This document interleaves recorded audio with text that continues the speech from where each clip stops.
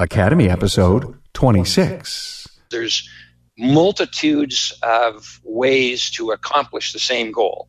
The key is to retain the talent that is producing the income for the current owner, and then the successor owner certainly wants that same talent in place.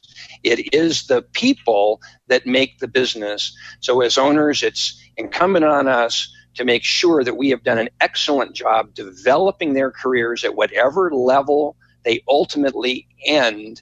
We want them to be able to advance in our organization and not be tempted or discouraged to leave to somebody else's.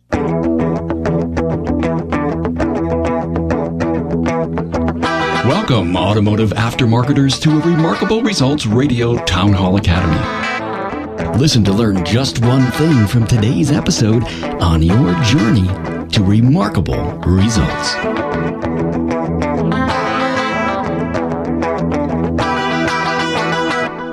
Welcome, aftermarketers, to the matching audio podcast of the Town Hall Academy video on succession planning, the next generation of entrepreneurs. You know, this is a topic that's getting a lot of play lately in every web forum and every media outlet, and it's so important. I ask that if you're 30, 40, 50, or 60 years old or older, you owe it to yourself to listen to this episode in its entirety. It's not only about preparing to sell, but to find the successors to the business. My guests really give it up with a strong presentation on the subject. Carm Capriato here, your host. Welcome. This Academy podcast is sponsored by Jasper Engines and Transmissions. Now, when a car's engine or transmission fails, it's not the end of the road. A remanufactured drivetrain product from Jasper Engines and Transmissions will give your customer's car a new lease on life. Hey, if you have an idea for an Academy topic, just send me an email at carm@remarkableresults.biz. See the show notes for this Town Hall Academy at remarkableresults.biz/A026. Now, there you'll find my guests' bios and all the talking points. Now, this way, the critical points of this Academy are already done for you.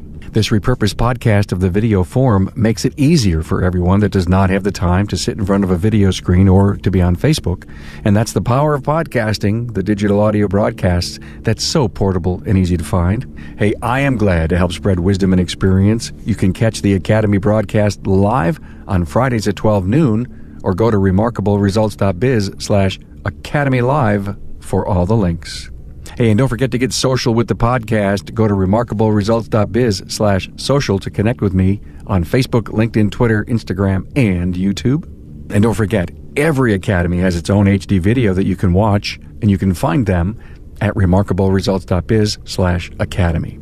Now listen to Bob Ward, president of Wardden LLC. Bob began his business career at a franchised car dealership, overcoming obstacles to learn and earn the required skills to become controller, general manager, and then minority owner of Tacoma Dodge in Washington. A native of Seattle, Bob serves as a financial advisor and consultant to small business owners throughout the United States. He believes that your business should always be ready for expansion or sale, that you should get paid for what you built, and when you decide to leave it, your company should continue to prosper. He believes in a perpetual business where there is value, continuity, and legacy. And also, Russel Andrew is with us. He started working at the local gas stations at 14 years old. He bought his first business at 22. He was the youngest ARCO dealer ever at that time. Russ went on to buy a second ARCO station 5 years later. And at 30 years old, he sold the first station, converted the second one to a C-store, and bought a closed, boarded-up gas station a few miles away.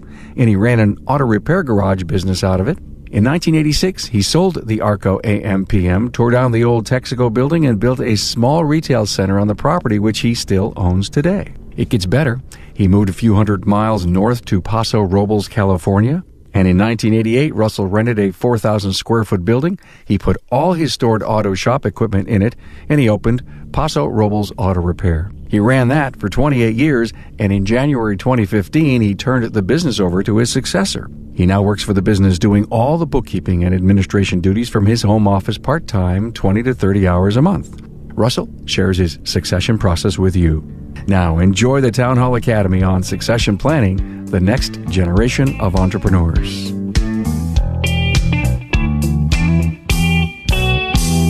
It's the Town Hall Academy from the Remarkable Results Radio podcast, and we're here today, everyone, Tough subject, interesting subject, succession planning, the next generation. How are we going to get these businesses to the next generation of entrepreneurs? Now, we hold this forum every Friday at 12 noon Eastern. You can see us on Facebook. You can actually watch us on our webinar platform. Bob, let me start out with the first question for you, and let's get this discussion up and running. Baby boomers, I'm one of them. And, I think we're all looking to get out. I think we're all looking to retire. But we may not know what to do next.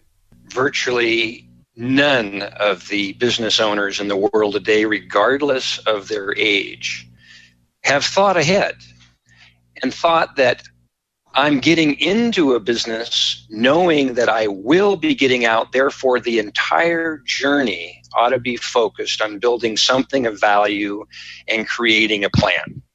There's always a place to start, I say. The first obstacle, Carm, that you and I and everybody listening needs to overcome is to understand the ultimate objective. Similarly to knowing we're going to retire one day, we need to have retirement savings in order to accomplish that. We have to be focused to the end goal. And if we realize that we are going to leave our businesses and we are going to retire, we can begin planning for that. So how many small businesses in the U.S.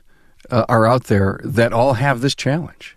I would say 100%, Carm. Every small business is going to be sold, and it's either going to be a liquidation because there was no plan, or with a little bit of foresight and some energy and using time to their advantage, they can create a very elegant exit strategy where they can be paid for what they built and allow somebody else to realize the dream of ownership. You and I talked, and I found out that 70% of small companies will see their current owner depart. Are those departures always good? Well, unfortunately, no. And that statistic of 70% is 70% of business owners in the next 20 years will depart. So that's really the baby boom generation that we're talking about. 70% of owners in the next 20 years are going to leave their business. And when you say, is it good or potentially not, unfortunately, tragedy does befall families, either a disability or a death, and none of those are timely. However, they should be provided for from the beginning of business inception, so that should tragedy befall, the business will still live and the families be provided for. Ideally, everybody lives a happy, healthy, productive life. They retire on their own terms, and the business lives on. You know, what I'm hearing from you is the word opportunity, but on both sides of the coin, there are a lot of shop owners today that are looking for their second or third or fourth branch, so there's an opportunity. There are many great service advisors or managers of businesses that probably look at their owner and think about, wow, wouldn't it be something if I could actually take this over and buy the business? How do I start that dialogue with someone? And Russ, great to have you here because you had an internal candidate. And I guess my question to you is, did your internal candidate come to you? Did you go to him? How did that mesh? Well, at the time, I actually presented it to him and another employee that both had about the same longevity at the business. Presented the opportunity to both of them together, knowing that one of them was actually a better candidate, and that was the one that ultimately became the successor. But I felt fair to make it an equal opportunity to both of them. He always expressed a desire to be an owner somewhere in his life. He's pretty young, so he felt at some point in his life he'd like to own a business like mine, and it just made sense that he ended up with mine since he knew the business pretty well after being there for so many years. Okay, your customer's engine or transmission has failed, but now is not the time for them to trade their vehicle. Not without a working engine or transmission. Besides, would they have kept their vehicle another 3 to 5 years if their engine or transmission had not let them down? Well, if you answered yes, then Jasper Engines and Transmissions is your choice to give your customer's vehicle new life and many thousands of miles of enjoyable driving performance. When considering the high cost of a new or newer used vehicle, there's a pretty good case to be made for your customers to replace a drivetrain component that has failed or is delivering poor performance, rather than trading their car, truck, van, or SUV. Install a quality remanufactured Jasper product for less than your customer would have to invest in a different vehicle. Go to jasperengines.com to learn more about the money-saving value of Jasper.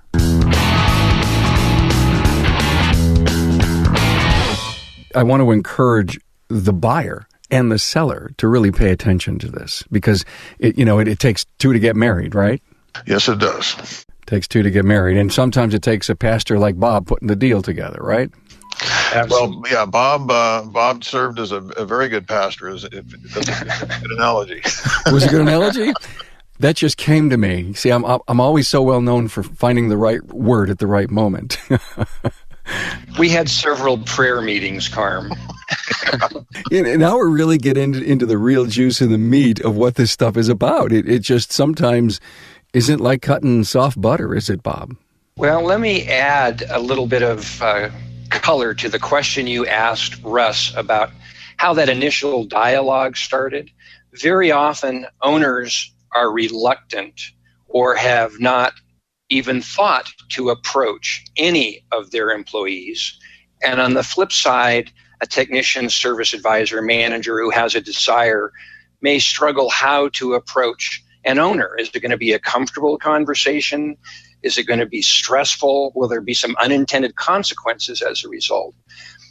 I suggest that owners have the responsibility as the leaders to ensure their own exit strategy and make sure it gets done. We'd like all of our employees to have great initiative, but we are the owners. It is our responsibility. And a great way to start that process is what I call the essential conversation. Very easy. I teach this in all my classes, my publications. Simple conversation where the owner, in a quiet time with a key employee, simply says, I'm always working on the future of the business, and you're an important part of my planning process. Share with me what's most important to you and your family and where you see your future going. Open-ended question. An owner always wants to know the answer to that question. What's important to the employee? Their family. I care about you as a key member of my staff. Tell me what is meaningful to you and where you see your career going. Let the employee answer the question fully. In that conversation, you often will hear, part of my career aspirations is to become a business owner, or I would like to follow you in this business. The only follow-up question that I suggest owners have, the only one, is if that employee doesn't say, I want to be an owner one day, you can ask that question. Carm, have you ever thought about being a business owner yourself? When that conversation is over, it's 5-10 minutes. You say, thank you. I'm really glad you shared that information with me. I'm going to take that to heart. I'm going to consider it in my business planning, and we're going to have more conversations. Perfect place to start with every employee, and the information you get back is always useful. So that's got to be a tenant or a major step on the strategy of perpetual business. Exactly. You always want to know about the core of your business. It is the people. It's not the stuff. It's not the beautiful building or the great tools and scanning equipment, etc. Your people are what make the business. If you asked me and I said, I've always thought of owning my own business, and you said to me, I will keep that in mind as I develop my business plan, you would have sent me into the stratosphere as a person on your team. Not knowing where that stratosphere, if there was a top or a bottom, a glass ceiling or not, you really would have given me a level of engagement like I've probably never had. And most employees don't get that. When I say most, I'm going to say it's like 95% of workers in small businesses do not have a sense that they are truly valued personally, their family considerations are known, and that their career aspirations are being tended. And as owners, it is imperative that we retain our key talent, nurture and motivate them, and ideally develop them to become our future owners, which enables our exit and their realization of their aspirations. This would be a really good time maybe to cut to Russ and get the result of that kind of conversation with his successor, whose name is Lalo, by the way. Wonderful individual. I remember the conversation like it was yesterday. I think it was in 2014 that I brought the two individuals in front of my counter, and it was about a 5-minute conversation, as Bob kind of suggested, and it was, hey, I'm going to be at my 66th birthday. I'm going to dovetail my exit from this business along with retiring. I don't want to do this any longer. I don't have time for it. I'm going to kind of dovetail it with Social Security. Not that that's a huge concern, but it helped cushion the blow. Lalo got back to me next day, and I had a pretty good idea on how to structure the deal, so to speak, myself. It was only after I sat in at a seminar that Bob put on that I decided, and Lalo was with me at that seminar, sitting side by side. And when we got done with that seminar, we both looked at each other and said, "Man, this guy's got exactly what we need." And a lot of the ideas were exactly what I had planned. It's just that Bob Ward's method to get it done was a lot more structured than what I had. Does Lalo own 100% of the business now, or are you still into a structure? We are in about a 7-year stock. It's a S corporation, and every year Lalo initially bought a certain percentage of stock, pretty minor amount, and every year there's a mandatory purchase of more stock, and then after 7 years there's a kind of a balloon at the end of it. But no, at this point he owns a pretty minority share of the business. But you have a plan. The beauty of it is that you have a plan, and you're kind of hanging out and probably giving him all kinds of great advice. I mean, is he looking to you for advice, or are you trying to stay a distance? Well, kind of both. I allow him to exercise his right as owner to do things his way. There were some hard and fast rules that I followed my whole career, like no radios in the shop was one of my big pet peeves. Well, the second day he was there was country western music going in the background. So, and it bothered me, but hey, it's his place now. I do get involved. I'm there not every day. I live very close to the shop, so I stop by. I kind of get in the way now, which is probably a good thing. But I go by and pick up paperwork and fix things, and try to stay a little bit involved. And that was kind of the other beautiful part of this process, is that rather than a cut and dry, I'm in business one day, I've sold it the next day, I got a place to go and kind of wean myself off of my, it was my daily life for all these years. And it has really worked out wonderfully from that aspect as well. I met a guy, I did an interview at his place. Actually, I went to it, and he was all about having music in the shop because he thought it was a productivity booster and good for his people. I find that so interesting that you brought that up. Bob? I was just going to add that the enthusiasm and the delight for Lalo and his wife, Judy, and their 2 children, it's inspiring. When you can enable the passion that other people have and let it loose to build and grow and be successful in their own right, that is I'm almost going to say it's more powerful and rewarding than the money side of a transaction. This is a young man in his 30s, young family. He's loving what he's doing. He's earning more money. He's creating equity for himself. His wife is delighted to support him and sees his enthusiasm. It's inspiring. Russ, just add a little extra to that. How would you put an exclamation point on that? Well, Lalo, the whole time he was my employee, was self-motivated. I never had to prod him to pick up the slack. I mean, he was always looking for something to do. He was the first guy to say, "Hey, what's next?" And now he can, and there was no extra reward for him, practically speaking, but now he sees the fruits of his, extra effort, the ownership part of the pride of ownership, I guess, and the monetary rewards that result from it, and the, playing. It's almost like a game with him, to have sales projections and meet those projections, and get the employees to produce through incentive plans that he's installed, and it's fun for him. It's absolutely fun, and it's fun for me to watch.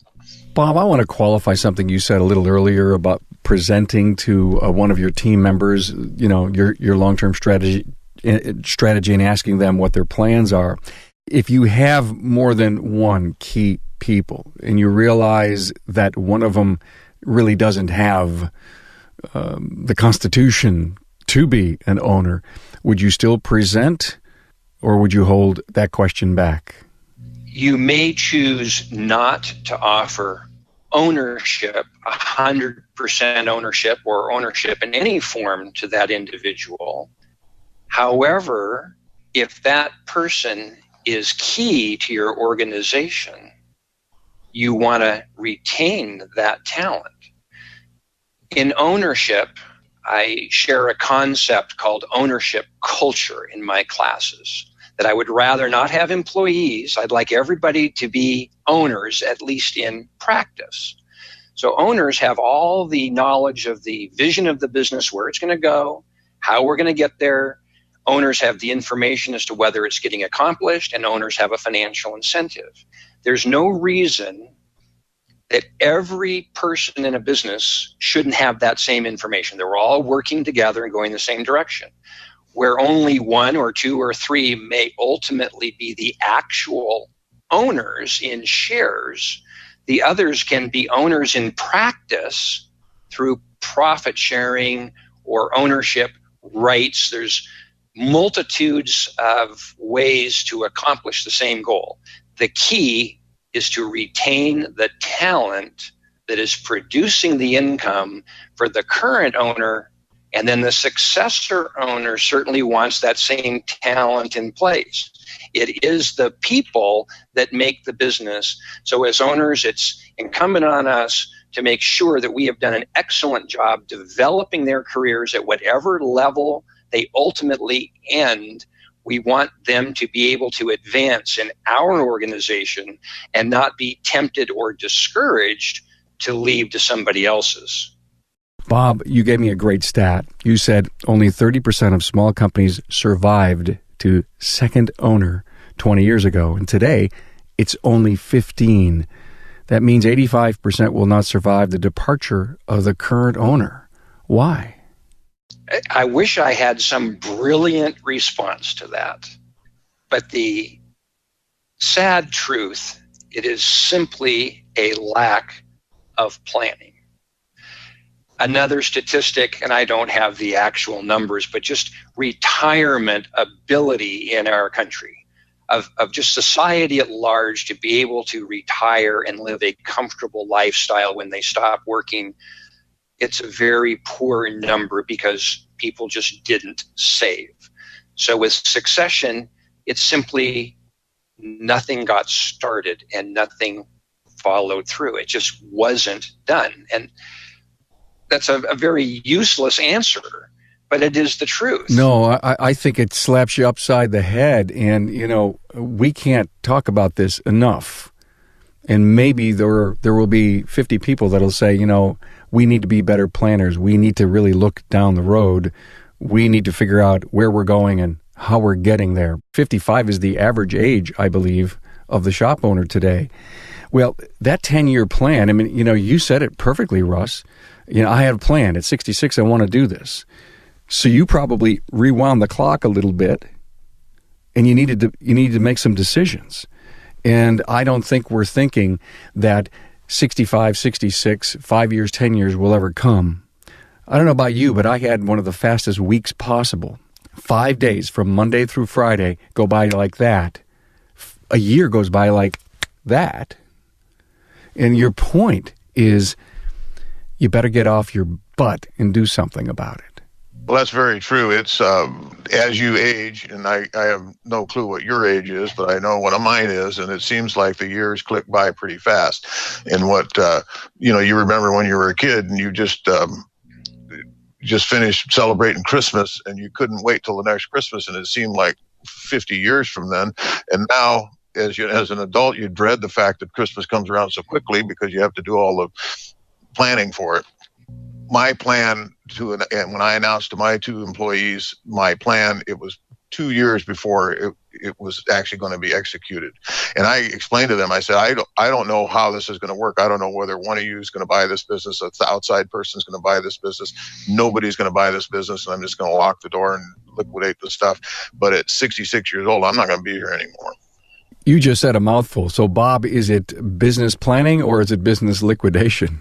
We don't want liquidation, Carm. When a business liquidates, an owner's only going to get their assets at auction value. There really isn't anything there. And the shame of it is the legacy that an owner built over 30, 40 years just disappears. And a future owner like Lalo doesn't have the opportunity to reach that dream of ownership. The employees are let go. Customers have to go find another shop, and the business community loses a valued business.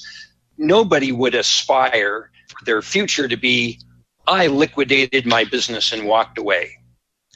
The flip side of that, and I hope everybody listens to this really carefully, the financial benefit is the sale of the business is part 1. If you own the property, it's the lease income, part 2. The likely purchaser of that property at good value is going to be the owner of that business. So where a typical shop may be valued, say, $400,000. But 10 years of lease income could be another $600,000, and the property value itself could be another $500,000 or more. So financially, for a business to continue, you're $1 million, $2, $3, $4, $5 million versus I'm just going to liquidate my stuff and put the land up on the market. That's the financial side. The human side is something like 70% of our entire population is employed by small business owners. So if those businesses continue, those employees and their families have that financial security. The customers continue to go back to the same business and enjoy that level of service, and the community keeps a nice, stable tax base and a valued business there. Everything points to business continuity, what I call a perpetual business. Let's talk about that. What are the attributes of a perpetual business? I say a perpetual business is one that is always ready for sale or expansion opportunities if the owner's choosing. And the reason that they would always be ready, and here's the one most important point, the reason they would always be ready is because the owner had the foresight and the commitment to develop their people. I quote Harvey Firestone regularly. I'm going to give you one right now. It is only as we develop others that we permanently succeed. So if we have developed all of our staff and elevated their education, their institutional knowledge of how we run the business, and boosted their self-confidence, we don't need to be there anymore. We can choose to be there because we enjoy it and we want to do that, or because we as the owner don't have to. Our staff is running the business. We can go pursue with confidence those other opportunities, buy another shop, open a new location, or choose to sell whenever we want. So the key attribute, single most important, is developing your people. I love it. Russ, can you relate to that? First of all, I'm kind of lazy in a lot of respects. And I love an honest man. I develop my staff to make sure that they can do what I don't want to do. and ultimately that came to running the whole business. I mean, but most of the time it was, I would have customers, I would explain to customers certain service procedures that were kind of labor intensive, and they go, gee, you got to go through all of that. Isn't that hard? And I go, hell no, I have Lalo do it. It's very easy.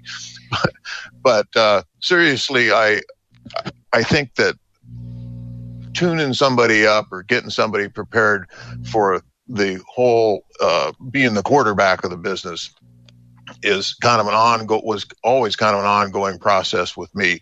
Lalo was hired as a technician, but I always saw his leadership abilities, and I would always kind of lean on him a little bit harder than anybody else to, make decisions, kind of manage the other employees, shop manager, so to speak. I love what he just said, Bob. I saw something in Lalo. What are you seeing? Are you seeing businesses being sold to an outside person, or are you seeing more internal candidates?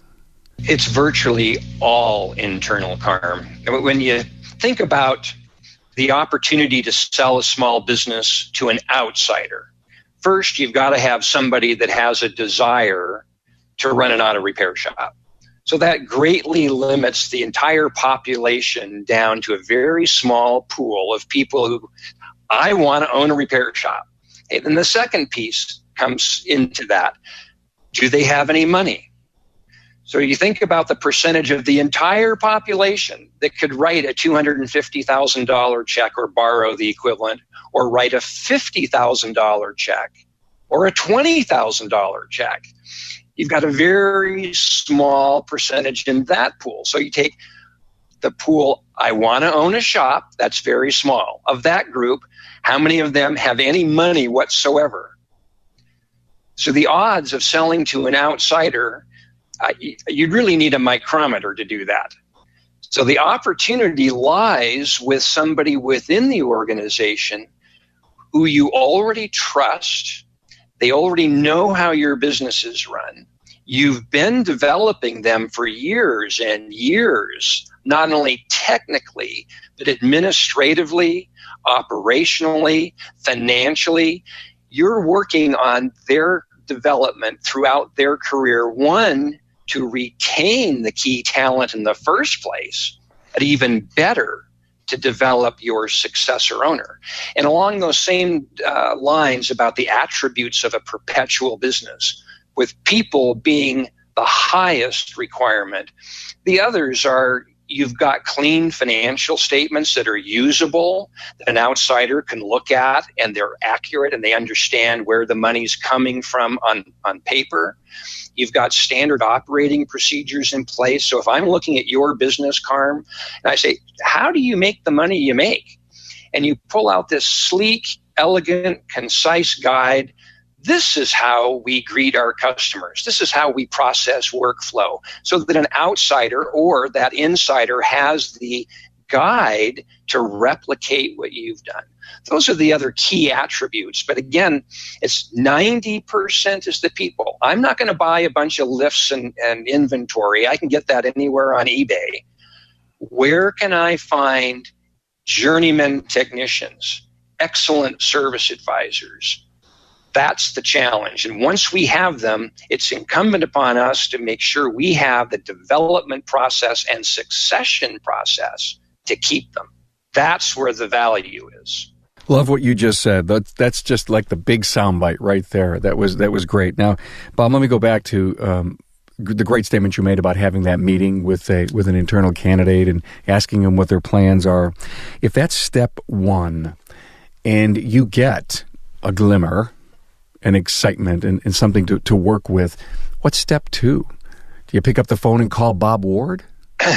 Well, that would be lovely, yep. Carmen. Certainly, I've given away a lot of early advice just to get that spark. The next step, in a practical sense, for the people listening to this podcast, are you have to take action. You know, at this point, if you didn't know years ago, you know today, you're going to leave your business. How are you going to leave it? Two questions in that one. How are you going to leave? and the other is, how are you going to leave your business? So you know you're going to. There's no reason to delay till tomorrow or a month or next year. You know you're going to do it. Start the process. If you've gotten to the point where you identified one or more candidates, the next step is, how do you advance their skills and get them financially involved? And there's multiple ways to get someone financially involved. One is a simple profit sharing. One can be deferred compensation. One can be compensation that goes into a pool for a future down payment. One can be that you're going to sell them a minority share in the business this year with more later. The ultimate is you have a complete, from ground zero today all the way to the exit, where every year is known, all the financing is done, you have a contract. That's the ultimate objective. But many people, let's say we've got a 35-year-old owner listening. I'm going to work for another 30 years. I'm not ready to do a full 100% contract to get this done now. However, you do, as a 35-year-old owner, want to retain your key people, help them achieve their goals, which helps you achieve your goal. So there's always a place to start. How long is a good plan, Bob? I can share that the average time to complete a full-blown contract averages a year to get the process done. As far as the timing of whether it's a 20-year plan, a 30-year plan, or a 5-year plan, depends on the age and circumstances of the parties involved. What must be accomplished is the defined path that you and I, as co-workers in the same business, are going to attain. We have to know that we are getting there together. The details of the plan then are customized to our age and circumstances and our needs and wants. Thank you for that. Family. To me, that's an interesting piece here. Russ, while we were testing your stuff the other day, I met your son, Todd. He's obviously not in the business. It wasn't for him? No, both my sons have little or no interest in the automotive business. But there are, Bob, families involved. Does that take a different pathway, or does it follow your plan? It still follows the plan. A struggle with family succession is very often parents will take things for granted, that my child or children are going to come into the business, or that because my son or daughter is working for me now, they will be the buyer. And nothing gets decided. Nothing actually gets defined. There's just this pipe dream out there, or this discussion, or maybe there's no discussion, it's just taken for granted, but the same challenges are there. Children want something defined. They don't want to work for their parent for 10, 15, 20 years with the hope, well, someday I'm going to get this business. One, if it's not defined and there's a death and there's more family involved, you got a horrible mess on your hands. And the other is, children can be discouraged just like employees if nothing is defined. Then you add dynamics. Maybe you've got a child and a key employee in the business. So everything is unique, has its own nuances, needs to be solved, but everything circles back to get it defined. Know where we're going. There's written agreements that may be simple in the beginning and more complete at the end, but without a defined plan, everything is at risk. And I'm going to throw this back to Russ real quick with your permission. If Lalo had not been there, what was your exit strategy? Probably the most likely thing would have been, I just would have closed the business. In my situation, it's a leased building. I've got 50 years of accumulated stuff that's all in this building. I got 30-day receive or payables that I would, if I shut the business down, would have had to take care of without any income, without any cash flow income. I estimate financially it would have been about a 90-day, or it would have taken me 90 days to close it down, and probably about $40,000 to $50,000 my own money to shut the place down and dispose of everything and put the building back in the condition it was in the day I rented it. So a lot of this was self-serving, so I didn't have to deal with all of that. The other plan was hopefully maybe to try to find a outside buyer, which is unlikely. Throughout the years I was there, I was approached maybe a couple of times with people that wanted to move into the area, and they were familiar with that type of business, and they wanted they were just looking to see if my business was for sale. And I'd always take their name, and maybe someday I could make something happen. But it's unlikely that ever would occur, especially on your schedule. And it just made more sense to groom the successor Lalo and make it affordable for him, make it comfortable for him to, since he didn't have the resources to buy me out, nor did I really want those resources. The way we structured the deal, it's actually a lot better for me to have the residual income over a long period of time than receive a lump sum. In the event that I could have found somebody to give me a lump sum of money, tax-wise, it was a lot better for me to do it the way I'm doing it. And even if you had gotten a lump sum to sell your business, is it not true that the way this succession plan is structured, you're receiving more ultimate income than if you just got a check up front? Oh, absolutely. Absolutely. It was with your spreadsheet spelled out very clearly, that the sale of the business was one number, but then the long-term income, the profit sharing, and then some interest and some other things.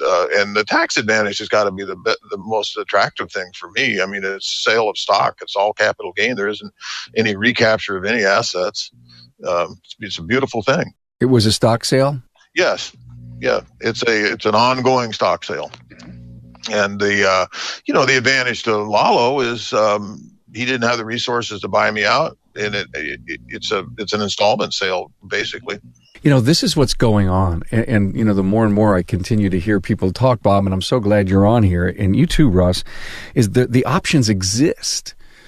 And they're there. And this is just great proof. We can go back to this episode all over and over and over again when we meet people and says, please go listen to this Town Hall Academy on succession planning, the next generation, because the ideas that are coming out of here are probably not new and fresh, but they're confidence builders. They're almost like they're starters. They're self-starters.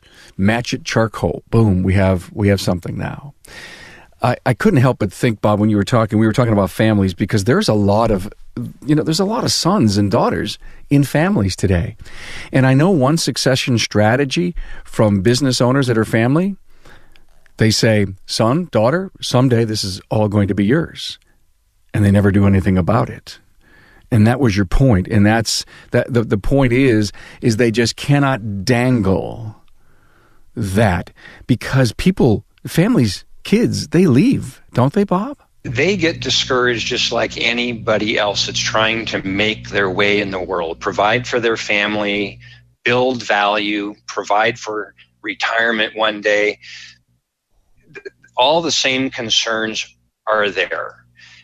Owners struggle emotionally to leave their businesses. Virtually every owner started their business with nothing.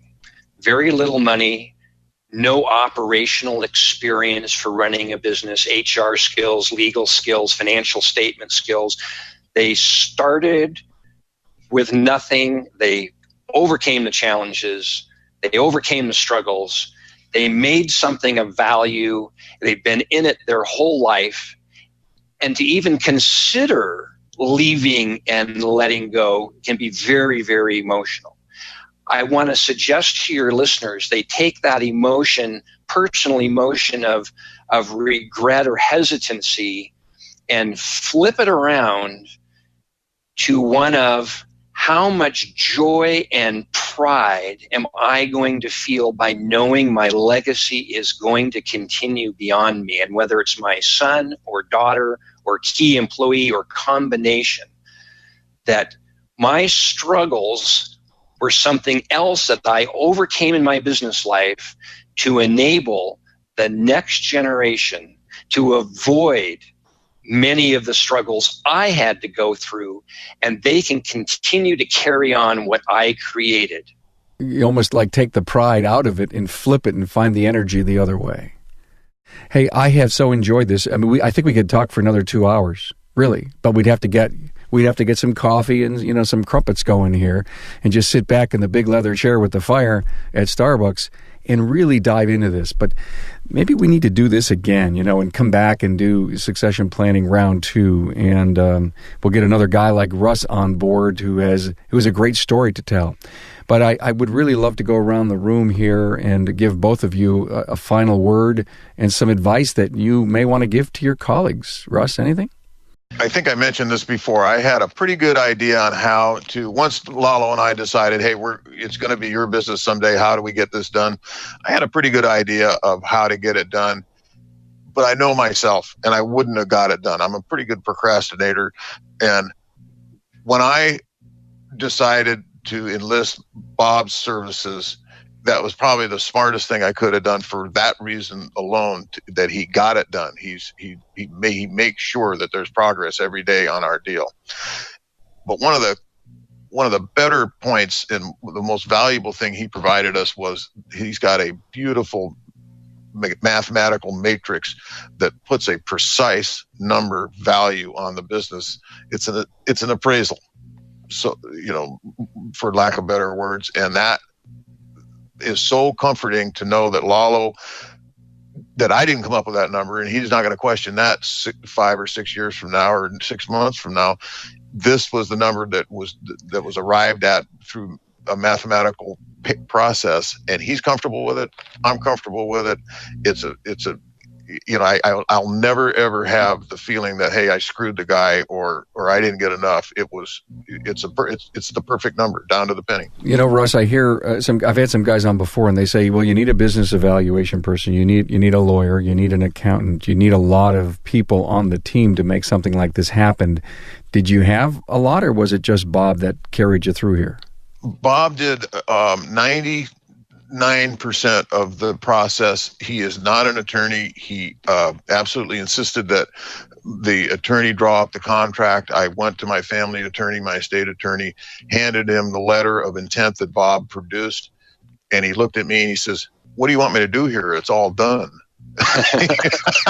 He put his letterhead on it basically, and sent me a small bill for his. Just add water, right? Yes, Bisquick. Bob's almost a one-stop service, other than the contract. Well, we weren't here intending to do a commercial for you at all, Bob, but it seemed to have come out. So you're going to have to send me a check. I think I'm only kidding. Well, those were very, very, very kind words, and There's comments like that drive me to do what I do. I came from a business background myself, started from nothing like everybody else out there, built something of value, sold it. Now I help other business owners, and it's people like Russ and his wife, Debbie, Lalo and his wife, Judy, that seeing how their lives can be fulfilled because I added a little extra something to the mix just inspires me to do it more. I really respect and admire small business owners. They are what makes our country great.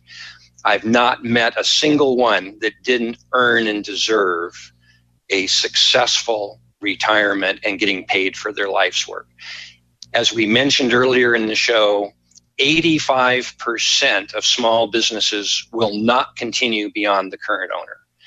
Your work, Carm, and having guests like me and Russ and others is helping to change that dynamic. So I'm going to give you a commercial back that I really admire what you're doing in the industry and the knowledge that you're sharing and that spark to action, which I agree is so imperative, can really make a difference in people's lives. Well, I hope this does. And how can people get a hold of you if they'd love to? The easiest way, go to my website, perpetualbusiness.co. There is a couple videos there that explain processes and what I believe Perpetual Business is. There's a contact phone there. But, because we're kind of family, I'm just going to give my personal cell phone number out. I'm happy to take any call for an introductory conversation. That's 206-304-7723. I'm always happy to provide a little extra advice and get people started. Thank you. First time ever. Cell phone given up on the Academy. Wow, cool. Russ Andrews, Bob Ward, thank you so much for your great wisdom and advice for the Town Hall Academy. My pleasure. Been fun. Thanks, guys. Thanks for being on board to listen and learn from the premier automotive aftermarket podcast. Until next time,